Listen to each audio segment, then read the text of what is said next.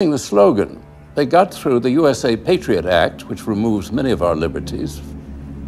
Nobody made a sound when we lost habeas corpus, due process of law. And suddenly Bush managed to get rid of it.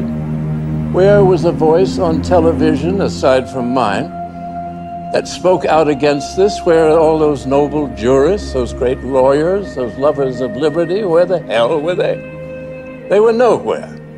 Now we have a totalitarian government. And the totalitarian government wants to watch everybody, total surveillance of everyone. They listen to the telephone conversations. They look at your credit cards. They look where you travel. We are totally policed. This is contrary to everything in our Constitution. A 2010 Pentagon directive details what critics say is a policy that envisions the Obama administration's potential use of military force against Americans. The directive has non-controversial provisions on support to civilian fire, emergency services, and domestic use of the Army Corps of Engineers.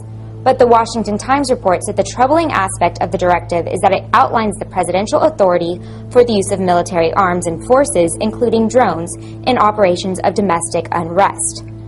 I believe it would be constitutional for the government to target and kill any U.S. citizen with a drone or with a shotgun without due process. Nor should any president deploy armed drones over U.S. soil.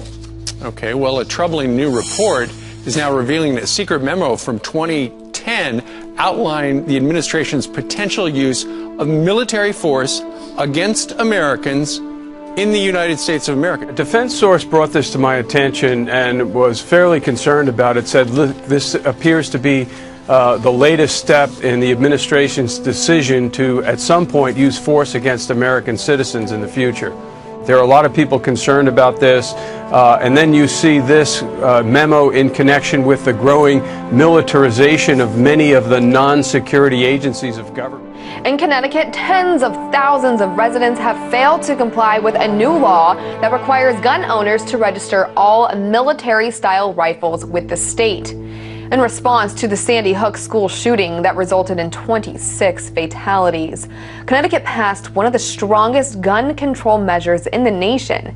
It's estimated that only 15% of gun owners have applied for assault weapons certificates, meaning the remainder could very soon become Class D felons. I think they're going to have a hard time putting this back in compliance, especially when precedence is already set here in Capitol Hill with our president, who is changing the laws, which he's breaking the federal laws every day with what the stance that he's taking on different legislations, primarily his health care plan. So people look at that and say, well, why should we abide by these laws if the president is breaking these laws? Days after a mass shooting and stabbing spree by a California college student, a number of state lawmakers are pushing to make it more difficult for potential killers to get their hands on a gun. In California, state lawmakers are now considering a bill called Assembly Bill 1014. It would create a first-in-the-nation gun violence restraining order system similar to the way domestic violence restraining orders are issued. If granted, police could then temporarily seize any firearms the person already owned and add their name to a list of people prohibited from purchasing weapons. Tanks, guns, armor, all tried and tested on the battlefield. Now some of it is here in central Indiana on our streets, being used to keep us safe. It's surplus military hardware that's found a new home. Fox 59's Russ McQuaid tonight shows us how some of our local police departments are now armed for war. Surplus U.S. military hardware is coming home from the wars, being assigned to the streets and back roads of central Indiana to keep Hoosiers safe at a time of escalating homeland violence. Once it patrolled Afghanistan. Now it's an armored SWAT vehicle with windshields that can take a direct hit from a .50 caliber weapon, a gun turret up top, and the armor to protect at least a half dozen cops inside. When I first started, we really didn't have the violence that we see today. The weaponry is totally different now than it was in the beginning of my career.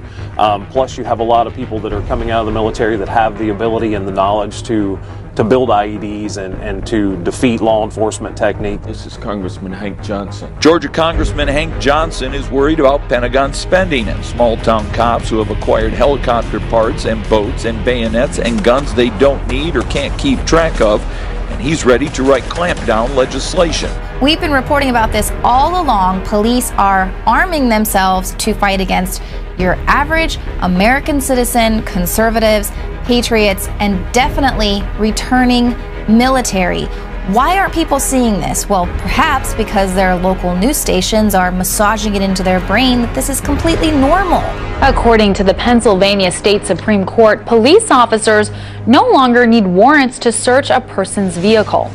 The Pennsylvania Supreme Court ruled 4-2 that police officers can search a vehicle without a warrant. Critics say the ruling gives too much power to police and will infringe on citizens' privacy.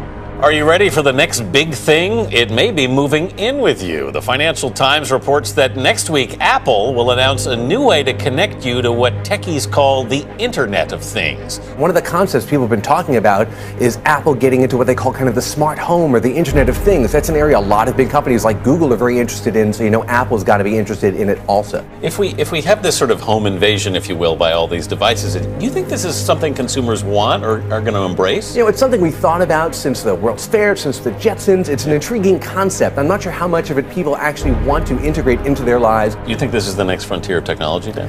It's one of the potential next frontiers, and whether somebody, maybe a big guy like Apple, can get everything to work together, that's always the key, getting everybody on the same plan at the same time. I would be fascinated if someone doesn't want this technology, because I think it's amazing. It's life-changing. Yeah, The National Security Agency is collecting a massive trove of images that it intercepts over social media, emails, and texts, some which are so clear it can use them in its facial recognition operations.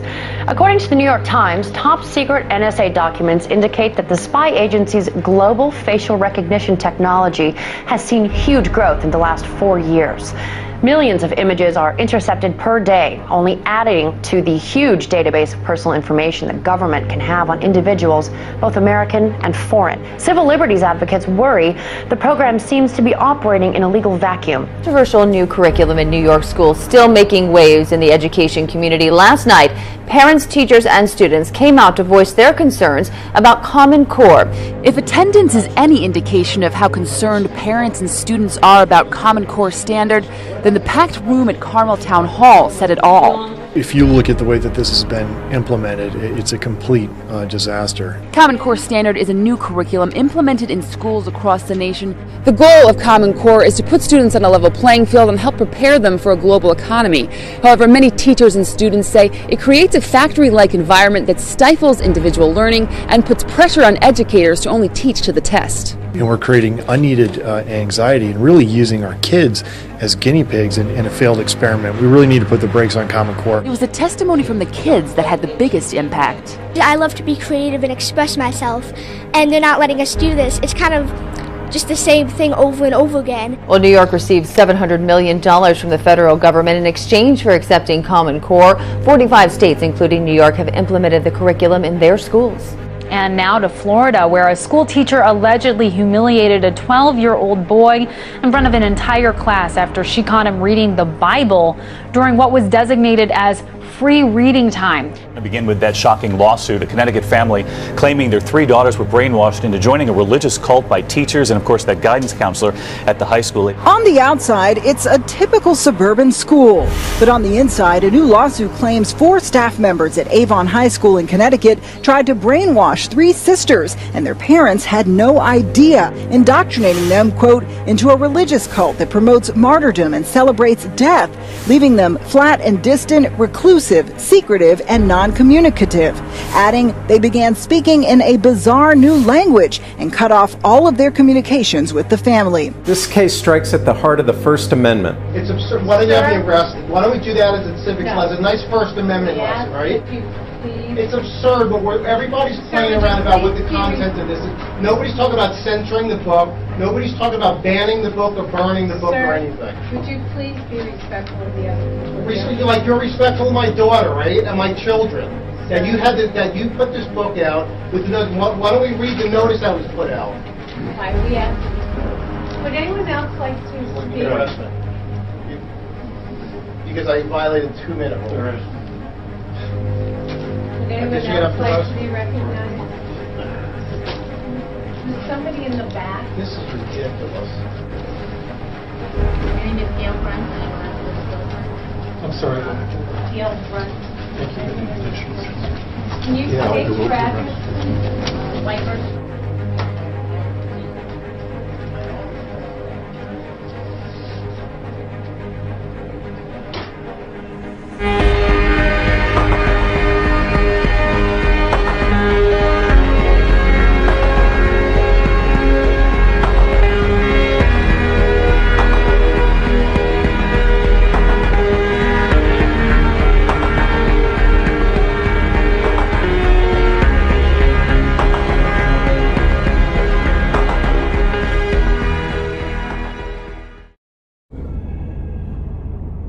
The world is changing with accelerating speed.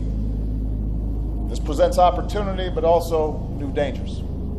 It will be your generation's task to respond to this new world.